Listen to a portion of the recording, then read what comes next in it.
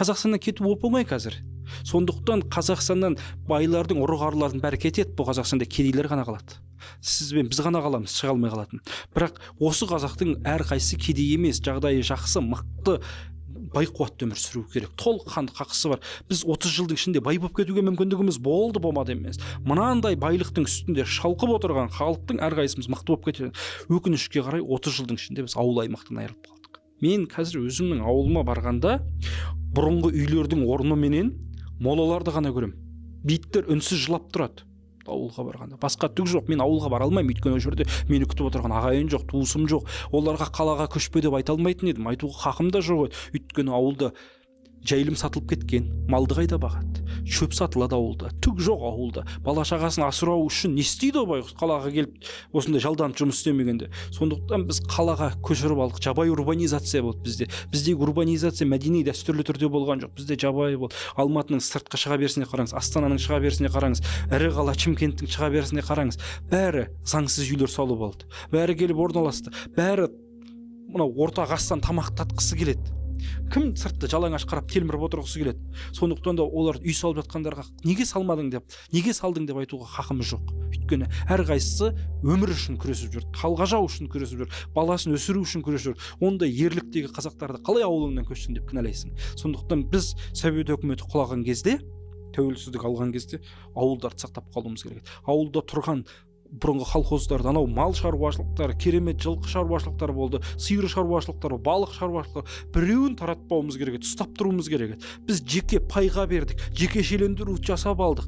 Кімдер алды? Сол кезде ауылдың председателі болғандар, колхоздың директоры болғандар, бұғалтыры болғандар, опырып алды ауыл танады. Ал қарапайым жұмысшы еткендер бәрі бір күнде қайыр шауып шыға келді. Міне соның зардабын бүгін көріп отырмыз. Сондықтан бұл дұрыс нәрсе емес. Ағайындар, ана шенеуніктер отчет тапсырған ғой, жылдық табысы. Декларация тапсырған ғой, короче. Жылдық табысы қанша болады екен. Сөйтсе, Алматының әкімі болған Ерболат Досаев бір жылда 14 миллион теңге тапқан екен. Оның әйелі еншеміз 2 миллиард ақша тауыпты да бір жылда. Досаев братан деймін да, бұл еншем не жұмыс істеп жатыр өзі? Шешем қандай жұмыс істеп жатыр деймін, 2 миллиард. Сіз әкім болып тұрып Алматының 14 миллион теңге тауыпсыз бір жылда. Шешем 2 миллиард теңге тауып. Шешем не жұмыс істеп жатыр, айтыңызшы. Келінді кіргізіп қояйын сол жұмысқа. Өлдік қой мынау әкесін ал. Деймін де, билік басында отырғандар жуырда өзінің табыстарын көрсетіпті декларациясын.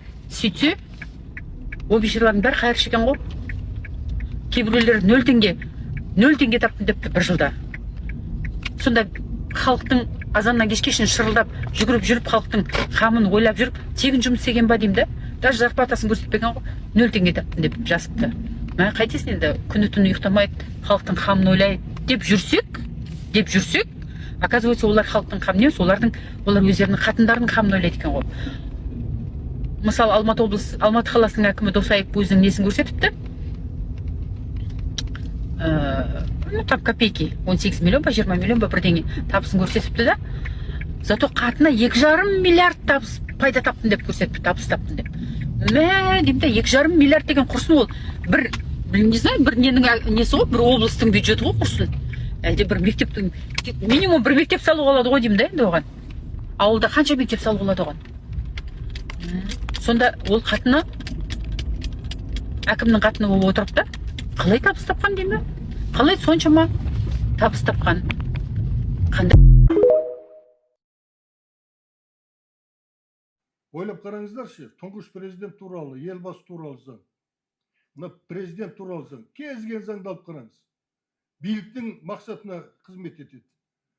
Елбасы туралы заңда Назарбаевқа және оның отбасына қандай қылмыс істесе де, тергеу, тінту, не болмаса сот өткізу, бәріне тыйым салынған. Ол өзіне сондай қорғаныс жасап алды. Қандай қылмысқа барды? Миллиардтап ұрылады, миллиардтап. Ондаған емес, жүздеген миллиардтар ұрылады. Бұған жол ашып берген заң, ол заң жасаған сол кездегі билікшілдің, президент әкімшілігінің тізімімен жасақталған парламент. Осылай кете берсе не болады?